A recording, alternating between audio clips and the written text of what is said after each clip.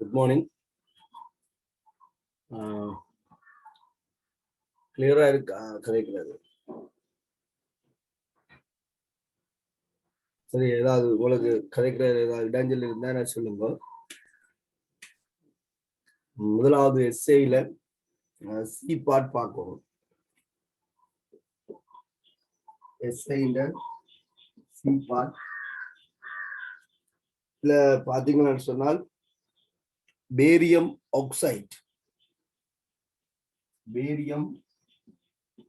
ஆக்சைடையும் அறியப்படாத ஒரு carbonate XCO3, இந்த X என்னன்னு தெரியாது, அறியப்படாத ஒரு கார்பனேட்டையும் கொண்ட 4.08 கிராம் திணிவுடைய ஒரு திண்ம கலவை வன்மையாக வெப்பமேற்றப்பட்ட போது உங்களுக்கு தெரியணும், ஆக்சைடுகள் அநேகமாக வெப்ப பிரிகை அடைவதில்லை. ஆக்சைடுகள்ட வெப்ப பிரிகையில வெள்ளியின் ஆக்சைடும் ரசத்தின் ஆக்சைடும் நீங்கள் படிச்சிருப்பீங்க. சரி, வெள்ளி ரசம் இவற்றின் ஆக்சைடுகள்லாம் வெப்ப பிரிகை அடையக்கூடியது. ஏஜியாகவும் O2ஆகவும் வெப்ப பிரிகை அடையும்.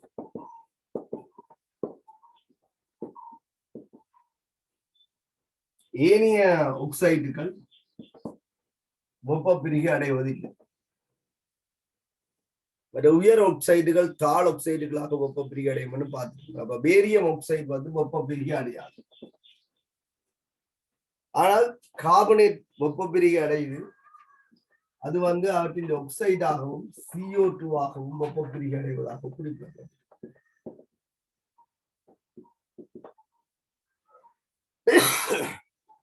சரி, பேரியம் ஆக்சைடையும் அறியப்படாத ஒரு கார்பன் எக்ஸோவையும் கொண்ட 4.02 கிராம் திண்ம ஒரு திண்ம கலவை வன்மையாக வெப்பமேற்றப்பட்டது. இதன் போது புறப்பட்ட திண்ம மீதியும் திணிவு. இதன் போது ஆரம்பத்தில் இருந்த பேரியம் ஆக்சைடும் இந்த கார்பனேட்டில இருந்து வந்த எக்ஸோவும் திண்மமாக மிஞ்சும். அந்த திண்ம மீதியின் திணிவு 3.64 கிராம் என்று தரப்பட்டிருக்கு. 3.64 கிராம். இதன் ஆரம்ப திணிவு 4.08 கிராம் என்று சொல்லப்பட்டிருக்கு. ஆரம்ப திணிவு 4.08 கிராம். வெப்ப பிரிகையில வந்த மிகுதி திணிவு 3.64 கிராம். இதன் போது புறப்பட்ட திண்ம மீதி 3.64 காணப்பட்டது. இத்திண்ம மீதியான ஒரே மெச்சியலின் 100 மில்லியில் கரைக்கப்பட்டது. எஞ்சிய அமிலத்தை நடுநிலையாக்க 2.5 NaOH கரைசலின் 16 மில்லி தேவைப்பட்டது. மூலகம் எக்ஸின் மூலர் திணிவை கணிக்க நிகழ்ச்சி. சரியா? முதல்ல தரப்பட்ட இந்த தகவல்களை அடிப்படையாக கொண்டு நாங்கள் CO2வின் திணிவை காணலாம். ஆரம்ப இறுதி திணிவுகளுக்கு இடையிலான வித்தியாசம், அதாவது திணிவு இழப்பு வெளியேறிய CO2 திணிவுக்கு சமனாக இருக்கும். திணிவு இழப்பு வெளியேறிய CO2 திணிவுக்கு சமனாக இருக்கும். இதுல இருந்து CO2 திணிவை கண்டு CO2 மூல கண்டு இங்க இருக்கிற XCO3 மூல காணலாம், அல்லது இந்த எக்ஸோவின் மூல காணலாம். சரிதான்? முதல்ல நாங்கள் இந்த தாக்கத்தை அடிப்படையாக கொண்டு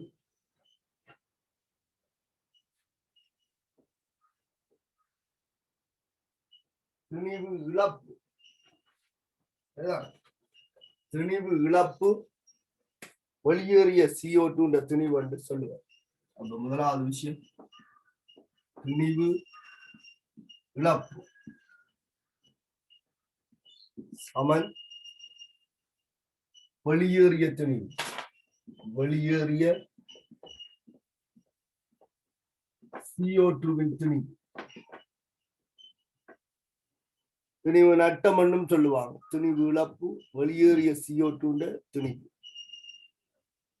அப்ப CO2 திணிவு 4.08 கிராம் 3.64 கிராம். இதை கழிக்கும் போது 0.44 கிராம் என அமையும். CO2 மூலர் திணிவு 44 கிராம் மூல் -1. ஆகவே CO2 மூலையும் காணலாம்.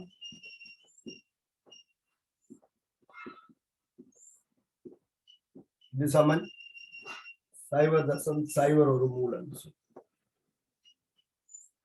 CO2க்கும் XO-வுக்கும் வீசமானம் 1:1.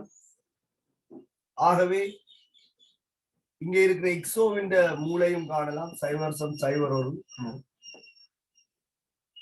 சரிதானே? இந்த ஒரு தரவை பயன்படுத்தி நாங்கள் வெளியேறிய CO2 துணிவை கணிக்கிறோம். அதுல இருந்து வெளியேறிய CO2 மூளை கணிக்கிறோம். அதுல இருந்து உருவான XO-வின் மூலையும் கணிக்கிறோம். சரியா?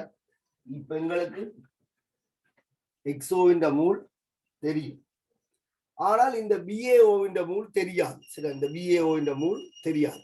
நாங்கள் அதை எண் மூல் என்று வச்சுக்கொள்வோம். இந்த திண்ம கலவை அமிலம் ஒன்றில் கரைக்கப்படுவதாக சொல்லப்பட்டிருக்கு. சரிதான், நோட் பண்ணிக்கொள்ளுங்க. இந்த திண்ம கலவை அமிலம் ஒன்றுக்குள்ள கரைக்கப்பட்டதாக சொல்லப்பட்டிருக்கு. அப்ப 0.01 மூல் XO என்ற கார ஆக்சைடும்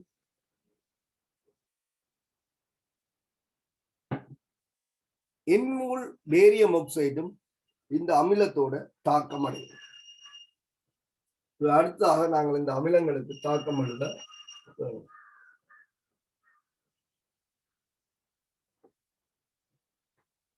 எங்கள்கிட்ட பேரியம் ஆக்சைடு இருக்குது. அதிண்ட மூளை எண்மூல் என்று எடுத்திருக்கிறோம். XO இருக்குது. அதிண்ட மூல் 0.01 மூல் இங்க கணிச்சிருக்கு. இந்த ரெண்டும் அமிலத்தோட தாக்கும். அமிலத்தோட தாக்கினால் அவற்றின் குளோரைட்டுகளை தரும். அவங்களுக்கு பேரியம் குளோரைட்டும் ஒட்சிஜனுக்கு O2 மைனஸாக இருக்கிறாள். X 2+ என்ற கட்டியனாக இருக்கும். XCl2 ஆகவும் இது வீசமானம் 1:2 ஆக இருக்கும். சரியா? இதுல இருந்து நாங்கள் இன்சார்பில் பேரியம் ஆக்சைடோட தாக்கின HCl இந்த மூல் வீசமானம் 1:2. இது 2 எண்மூல் என்று சொல்லலாம். XO-வோட தாக்கின HCl இந்த மூல் 0.02 மூல் என்று சொல்லலாம்.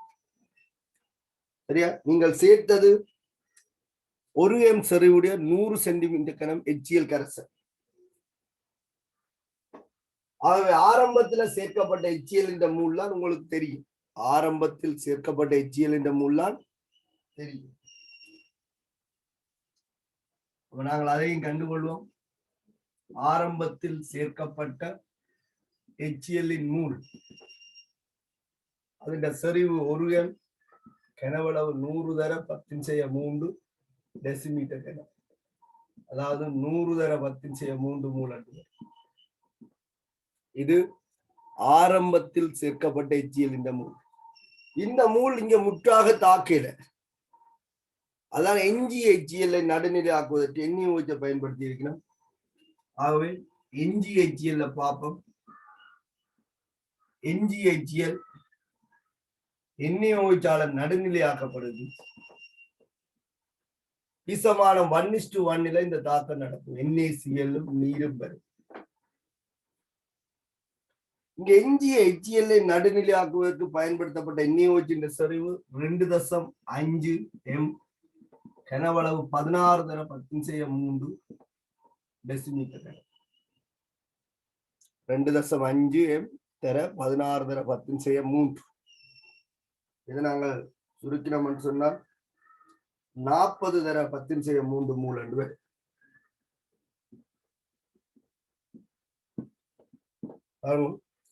எஞ்சிய HCl-ஓட தாக்கின NaOH இந்த மூல் 40 தர 10⁻³ மூல். NaOH-க்கும் HCl-க்கும் வீசமானம் 1:1. ஆகவே எஞ்சிய HCl இந்த மூலும் 40 தர 10⁻³ மூலாக இருக்கும். நீங்க ஆரம்பத்தில் எடுத்த HCl 100 தர 10⁻³ மூல். அது எஞ்சிய HCl 40 தர 10⁻³ மூல். ஆகவே இந்த தாக்கத்துல பங்களிப்பு செய்த HCl இந்த மூல். தாக்கிய எச்சியல் இந்த 60 10 செய்ய 3 மூலாகும். இந்த 60 10 செய்ய 3 மூல் இதுக்கு சமனாக இருக்கும்னு சொன்னால் இந்த 2 பேருடைய தாக்கின எச்சியல் இந்த மூலுக்கு சமனாக இருக்கும். அதாவது 2 எண் சக 0.02 சமன் 60 10 செய்ய 3 மூலாக இருக்கு. அப்ப 0.06 மூலுக்கு சமனாக இருக்கு. இதுல இருந்து நீங்கள் எண்ணுக்கு தீர்வு கண்டீங்கன்னு சொன்னால் எண் வந்து 0.02 மூலாக இருக்கும். Barium oxide mole 0.02 mole. உங்களுக்கு என்ன தெரியும்? பேரியம் ஆக்சைடு மூல் தெரியும். இங்க பேரியம் சார் மூலக்கூட்டத்தின் 138 என்று தரப்பட்டிருக்கு. வளமே நாங்கள் 137 என்று பார்க்கிறாங்க. இங்க அவர்கள் கேள்வியை இலகுபடுத்தலுக்காண்டி தரவில்லை, அப்படி தந்திருக்கிறார்கள் 138 சொல்லி. அப்ப பேரியம் ஆக்சைடு மூலர் திணிவு 154 கிராம் மூல் -1 ஆக இருக்கும். ஆகவே நாங்கள் பேரியம் ஆக்சைடு மூல கணிச்சிட்டோம். பேரியம் ஆக்சைடு மூலர் திணிவை பயன்படுத்தி பேரியம் ஆக்சைடு திணிவை காணலாம். ஆகவே பேரியம் ஆக்சைடு திணிவு மூல் 0.02 மூல் தர மூலர் திணிவு 154 கிராம் மூல் -1 ஆக இருக்கும். 154 கிராம் மூல் -1. இதை சுருக்கும் போது 3.080 கிராம் என அமைது. 3.080 கிராம் என அமைது. பாருங்க, இங்க பேரியம் ஆக்சைடுக்கும் கார்பனேட்டுக்கும் XCO3 இடையிலான திணிவு உங்களுக்கு தொடர்ந்து தந்திருக்கும் 4.08 கிராம் சொல்லி. அதுல பேரியம் ஆக்சைடு திணிவு 3.08 கிராம் என்று கணிச்சிருக்கீங்க. ஆகவே இதுல இருந்து நீங்க என்ன காணலாம்? XCO3 திணிவு காணலாம். அப்ப XCO3 திணிவு ஆரம்பத்துல தரப்பட்ட திணிவு 4.08 கிராம். அதுல பேரியம் ஆக்சைடு திணிவு 3.08 கிராம். ஆகவே XCO3 திணிவு 1 கிராம் சொல்லி அமையும். இவங்களை கேட்ட கேள்வி என்ன? இதுல 1 கிராம் என்ற 1.00 என்று பொருள் திருத்தமாக இருக்கு. 2 தசமானது தரவுகள் தரப்பட்டிருக்கிறதாக. சரிதான். அப்ப XCO3 திணிவு வந்து 1 கிராம். எங்களுக்கு XCO3 மூல் தெரியும். 0.01 மூல் ஏற்கனவே நாங்கள் கணிச்சிருக்கிறோம். XO மூலம் XCO3 மூலம் பீசமானம் 1:1 இருக்கிறதால 0.01 மூல். அப்ப X சார் மூலக்கூட்டத்தின் எங்களுக்கு தெரியாது, ஆனால் கார்பனேட் தெரியும் 60. அப்ப X சார் மூலக்கூட்டத்தின் M என்றும் கார்பனேட் சார் மூலக்கூட்டத்தின் 60 என்றும் வச்சுக்கொண்டு இதை மூலால பெருக்கும் போது 0.01 மூலால பெருக்கும் போது 1 கிராமுக்கு சமனாக வரவு.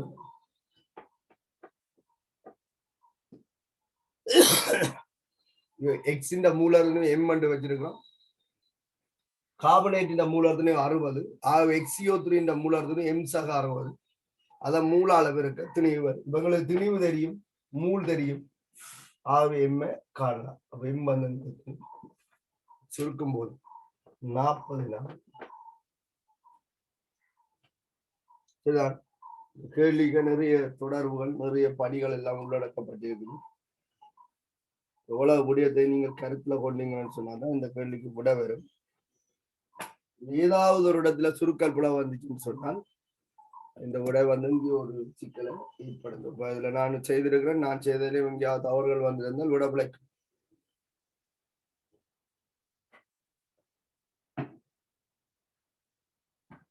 இதுல நிறைய இடத்துல நாங்கள் கணித்தல்களை செய்திருக்கிறோம்.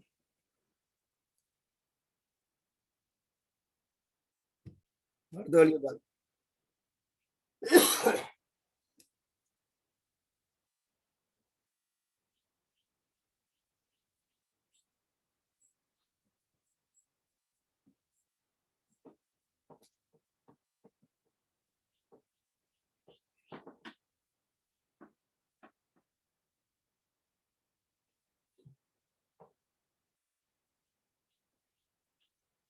கலவை ஒன்று பேரியம் சல்பேட் .2H2O, அதாவது நீரேற்றப்பட்ட பேரியம் சல்பேட்டையும் KCl ஆகியவற்றையும் கொண்டுள்ளது என்று சொல்லியிருக்கு.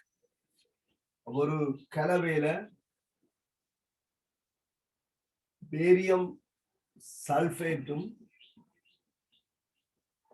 KCl-ம் இருப்பதாக சொல்லப்பட்டிருக்கு. இதன் சைவரசம் 744 கிராம். ഇതിന്റെ மொத்த திணிவு சைவரசம் 744 கிராம் மாதிரியானது. மாறா திணிவு புறப்படும் வரை என்றால் திணிவு எவ்வளவு தூரம் விளக்கியதோ அவ்வளவு தூரத்துக்கு விளக்கப்படுது. குளோரைட்டுகள் வெப்ப பிரிகை அடையாது, ஆகவே KCl அப்படியே இருக்கு. சல்பேட்டுகளும் சாதாரணமாக வெப்ப பிரிகை அடையாது. அசாதாரண வெப்பநிலையில பேரியம் சல்பேட் 1500க்கும் மேற்பட்ட வெப்பநிலையில பிரிய வாய்ப்பு இருக்கு. ஆனால் சாதாரணமாக பிரியாது. இந்த 150 பாகை வெப்பநிலை மென்ஷன் பண்ணப்பட்டிருக்கால பேரியம் சல்பேட்டுக்கு வெப்ப பிரிகை எழுதக்கூடாது. 150 பாய்ஸ்ல எல்லாம் பேரியம் சல்பேட் வெப்ப பிரிகை அடையாது. பேரியம் கார்பனேட்டே வெப்ப பிரிகை அடையாது. ஆனால் நீர் தொகுதியை விட்டு வெளியேறும், உலர்த்தப்படும்.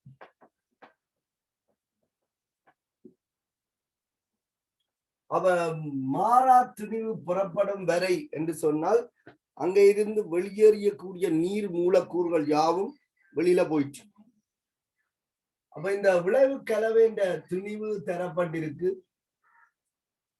0.708 கிராம் சொல்லி.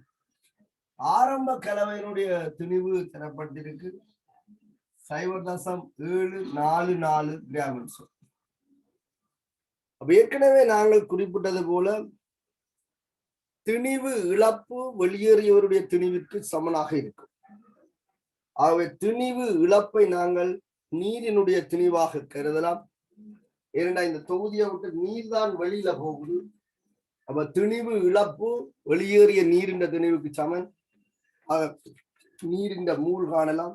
நீரின் மூல்ல இருந்து நேரடியாக நீரேற்றப்பட்ட பேரியம் சல்பேட்டின் மூல் காணலாம். அவற்ற மூளையும் அவருடைய சார் மூலக்கூட்டு திணிவையும் பயன்படுத்தி திணிவை கணிச்சு அதுல இருந்து 0.744 கிராம கழிச்சு விட்டோம்னு சொன்னால் எங்களுக்கு KCl திணிவு வரும்.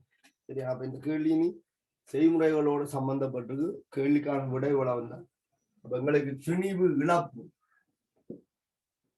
இழப்பு சமன் வெளியேறிய நீரின் திணிவாக இருக்கும். ஆகவே நீரின் திணிவு 0.744 கிராம் 0.708 கிராம். இதுல இருந்து நீங்க சுருக்கிறீங்கன்னா 0.036 கிராம் என்று வரும். நீரின் மூலர் திணிவு 18 கிராம் மூல் -1 குறிப்பிட்டால் நீரின் மூல காணலாம். 0.036 கிராமின் கீழ் 18 கிராம் மூல் -1. 2 தர 10⁻³ மூல் என்று வரும். 0.002 மூல் என்று.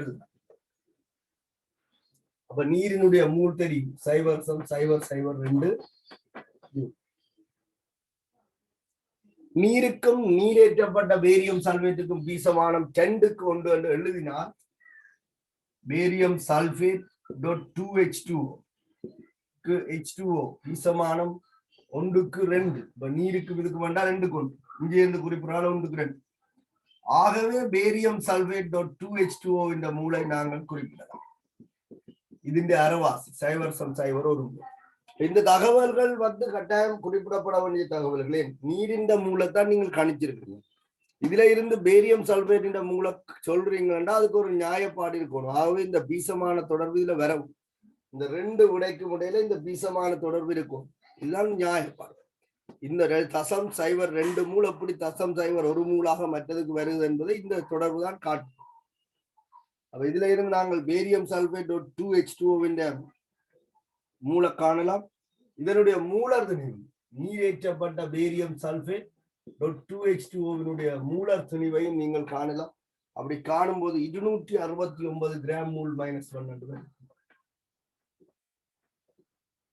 இதையும் நீங்கள் கொடுக்கத்தான் வேணும். இப்ப நீங்கள் தனித்தனியா கணிச்சு காட்டணும் அவசியம் இல்லை. 269 கிராம் மூல் -1 குறிப்பிடணும். எங்களுக்கு பேரியம் சல்பேட்டின் மூல் தெரியும், மூலர் திணிவு தெரியும். ஆகவே பேரியம் சல்பேட்டின் திணிவை காணலாம். மூல் சைவர்சம் சைவர் சைவர் 1 மூலத்தின் 269 அழகோட பிரதியிட்டுக் கொள்ளுங்க. இதுல இருந்து நீங்கள் நீரேற்றப்பட்ட பேரியம் சல்பேட்டின் துணிவு 0.269 கிராம் ஆக குறிப்பிடலாம். இப்ப உங்களுக்கு மொத்த துணிவு வந்திருக்குது 0.744 கிராம். இதுல நீரேற்றப்பட்ட பேரியம் சல்பேட் துணிவு 0.269 கிராம். உங்களுக்கு கேட்டது KCl பெர்சன்டேஜ்.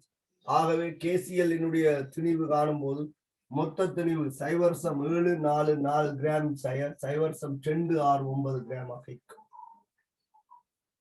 சரியா? 0.269 கிராம் கழிக்கும் போது KCl துணிவு 0.475 கிராம் ஆக 0.475 கிராம். என்ன கேள்வி? KCl துணிவு 100 வீதம். துணிவு 100 வீதம் என்ன? KCl பெர்சன்டேஜ் கேட்டிருக்கு. மொத்த துணிவு 0.744 கிராம். அதுல 0.475 கிராம் KCl இருக்கு. KCl துணிவு மொத்த துணிவின் மேல் குறித்த பதார்த்தத்தின் துணிவு தர 100. இது உங்களுக்கு சுருக்கும் போது 63.84 வீதம் வருது. 63.84 வீதம் என்று எழுதினது குழப்பினால் பாருங்க. 63.84 வீதம் என இந்த கேள்விக்கான ஆன்சர் அமையும்.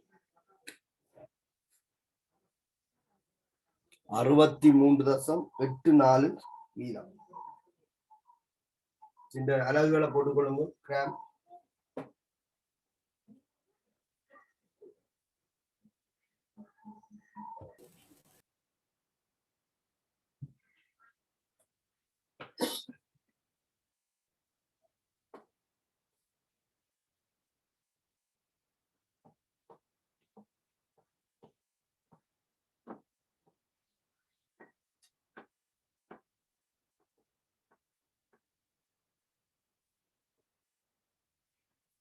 அடுத்த பாருங்க.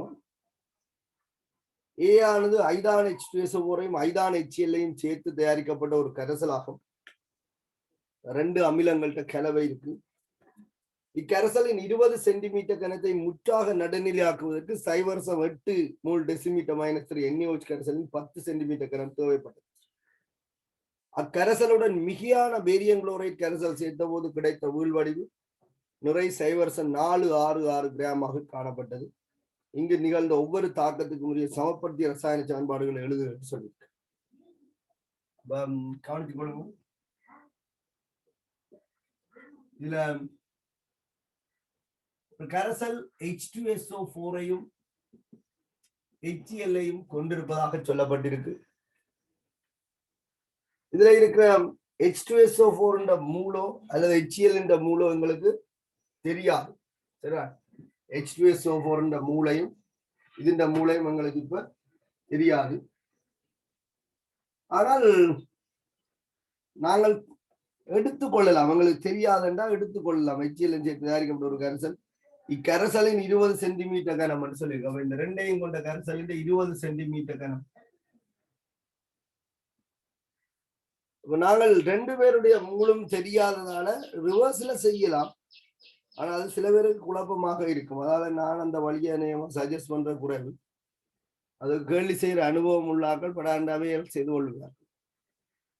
இந்த 20 சென்டிமீட்டர் கனம் கரைசல் ஏகவின கரைசல். அப்ப இதுக்குள்ள இருக்கிற H2SO4 மூளையும் HCl மூளையும் நாங்கள் எடுத்துக்கொள்ளலாம். சரிதா? HCl மூளை நாங்கள் X மூலண்டும் H2SO4 மூலம் Y மூலண்டும் எடுக்கலாம். நீங்கள் மாறி எடுத்தாலும் பிரச்சனை. அதாவது 20 சென்டிமீட்டர் கரைசல் இருக்கிற H2SO4 மூல் Y மூலுக்கு சமன். HCl மூல் X மூலுக்கு சமன். இது நடுநிலையாக்கல் தாக்கத்துக்கு தான் உட்படுத்தப்படுது. NaOH தாக்கம். NaOH தாக்கும் போது HCl 1:1 தாக்கும். இது 1:2 தாக்கும்.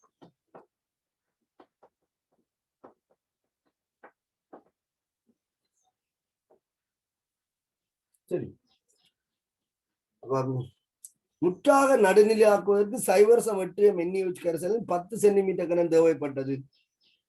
மொத்தமாக தாக்கிய NaOH செறிவும் கனவளவும் இங்க தரப்பட்டிருக்கு. ஆகவே என்ன காணலாம்னா 2 பேரோட தாக்கின NaOH மூல காணலாம்.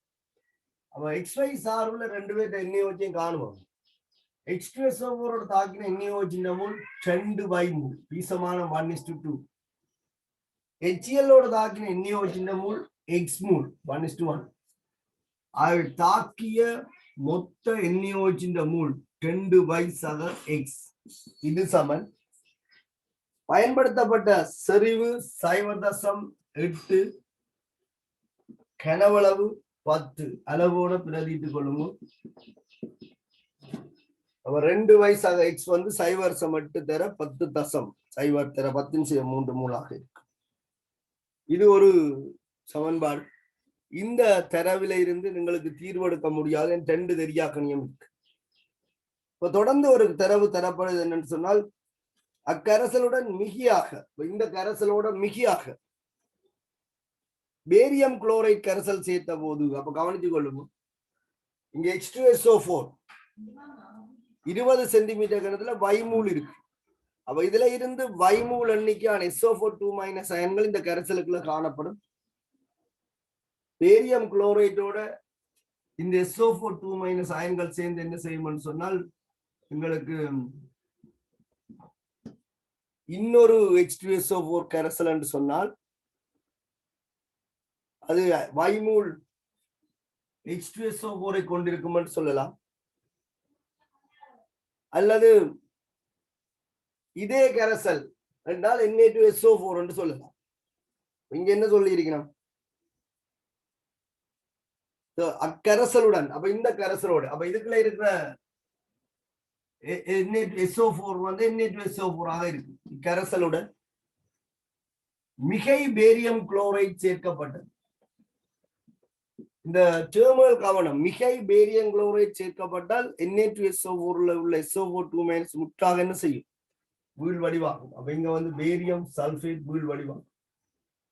இது நீர்ல கரையாது.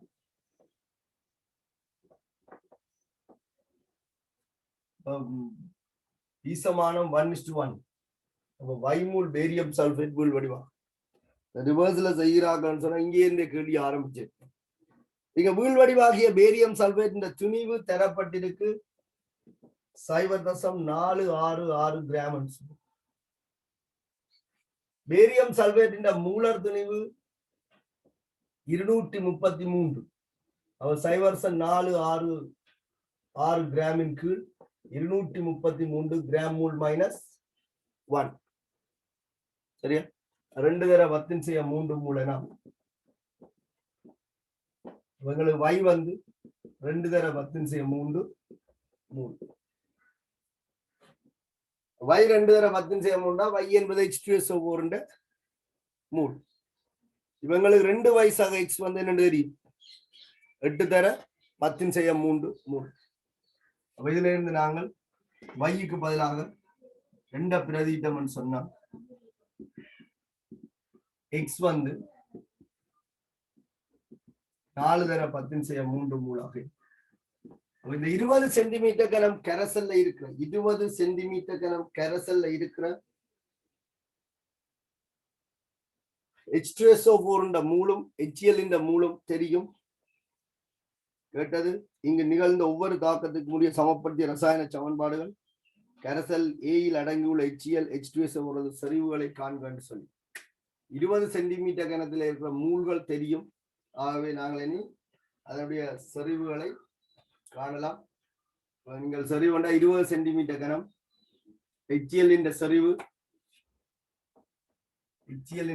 செறிவு மூல் 4 தர 10/3 மூலின் கீழ் கனவளவு 20 தர 10/3 டெசிமீட்டர் கனம். சரிதானே? அப்ப 0.2 0.2. அதே போல H2SO4 செறிவையும் காணலாம். அதிண்ட மூல் y 2 தர 10/3 மூல் என்று சொல்லி இருக்கிறோம். கனவளவு 20 தர 10/3 டெசிமீட்டர். சைவர்சம் ஒரு மூல் டெசிமீட்டர் மைனஸ் இல்ல அலகுகளை போட்டுக்கொள்ளுங்க மூல் டெசிமீட்டர் மைனஸ்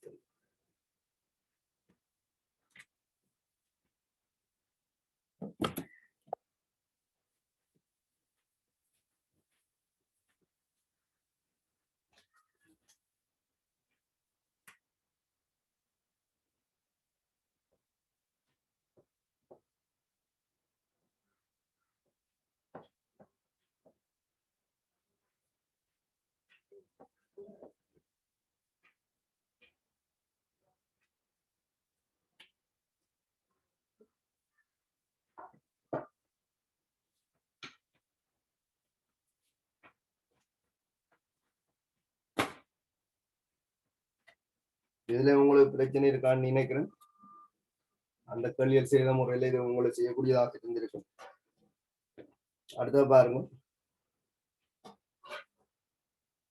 மூலர் கனவளவு என்றால் என்னன்னு கேட்டு சரியா மூலர் கனவளவு கவனிச்சு கொள்ளுங்க லட்சிய வாயுக்களோட சம்பந்தப்பட்ட ஒரு வரைவிலக்கணம் வாயுவினுடைய இயல்பு வெப்பநிலை அமுக்கம் கனவளவு பதார்த்தத்தின் அளவில் தங்கி இருக்கும் மூலர் கனவளவு என்பது மூலர் திணிவை போல ஒரு மூலினுடைய கனவளவு ஆனால் ஒரு சடத்தின் அளவு பதார்த்தத்தின் அளவில் தங்கி இருக்கு ஆகவே ஒரு மூல் வரையறுக்கப்பட்டால் அந்த சடத்தின் திணிவு மாறாது ஆனா கனவளவு பதார்த்தத்தின் அளவில் மட்டும் தங்கி இருக்கிறது அது வெப்பநிலையிலும் தங்கி இருக்கு அமுக்கத்திலும் தங்கி இருக்கு வாயுவினுடைய கனவளவு ஒரு மூலினுடைய கனவளவு என்று சொல்லி நாங்கள் வெறுமனே குறிப்பிட முடியாது வாயினுடைய கனவளவு என்றால் ஒரு மூல் என்று சொல்லி கனவளவு ஏண்டால் அந்த ஒரு மூலினுடைய கனவளவே வெவ்வேறு வெப்பநிலையில வேறுபடும் அல்லது வெவ்வேறு அமுக்கத்துல வேறுபடும் இப்ப மூலர் கனவளவு வரைவிலக்கணப்படுத்தும் போது வெப்பநிலையும் அமுக்கமும் மாறிலியாக இருக்க வேண்டும் அப்ப இந்த வரைவிலக்கணத்துல குறித்த வெப்பநிலை குறித்த அமுக்கம் என்ற டேர்ம் தான் பயன்படுத்தப்படுது அது என்ன வெப்பநிலை என்ன அமுக்கம் என்று சொல்லி சொல்லப்படவில்லை வெப்பநிலையும் அமுக்கமும் மாறாமல் இருந்தால் எந்த வாயு ஒரு மூல் வாயுக்கும் கனவளவு திட்டமானதாக இருக்கும் ஆகவே மூலர் கனவளவு என்றால் குறித்த வெப்பநிலையிலும் குறித்த அமுக்கத்திலும் ஒரு மூல் வாயுவின் கனவளவு அது ஸ்பெஷலா சொல்றாங்க ஒரு மூல் லட்சிய வாயுவின் கனவளவு மூலர் கனவளவு ஆகும் குறித்த வெப்பநிலையிலும் குறித்த அமுக்கத்திலும் ஒரு மூல் லட்சிய வாயுவின் கனவளவு மூலர் கனவளவு ஆகும் இந்த குறித்த வெப்பநிலை குறித்த அமுக்கம் நியம வெப்பநிலை அமுக்கமாக இருந்தால் STP standard temperature and pressure இருந்தால் வாயுவின் கனவளவுக்கு திட்டமான ஒரு பெருமானத்தை குறிப்பிட முடியும் அந்த கனவளவு 22.4 டெசிமீட்டர் கனம் மூல் -1 ஆக இருக்கு அதாவது வெப்பநிலை 0 C-ஆகவும் 273 கெல்வின் ஒரு ATM அமுக்கமாகவும் காணப்படும் போது எந்த ஒரு லட்சிய வாயுனதும் கனவளவு 22.4 டெசிமீட்டர் கனம் ஆக காணப்படும் ஒரு மூல் வாயுவின் கனவளவு STP-ல எங்களுக்கு தெரியும் சரி STP என்று சொல்லாட்டா தெரியாது வெப்பநிலை மாறுச்சுன்னா வாயுவின் கனவளவு மாறும் சரியா ஓகே அப்ப அதான் அந்த மூலர் கனவளவுன்னு சொன்னால் குறித்த வெப்பநிலை குறித்த அமுக்கம் அதாவது ஒரு மூல் லட்சிய வாயு கனவளவு மூலர் கனவளவு அடுத்த வழிகட்டது நியம வெப்ப அமுக்க நிபந்தனைகள் இதன் பெருமானம் ஜாதன்னு சொல்லி நியம வெப்பநிலை அமுக்கத்துல இதன் பெருமானம் 22.4 டெசிமீட்டர் கனம் மூல் -1 ஆக இருக்கு 22.4 டெசிமீட்டர் கனம் மூல் -1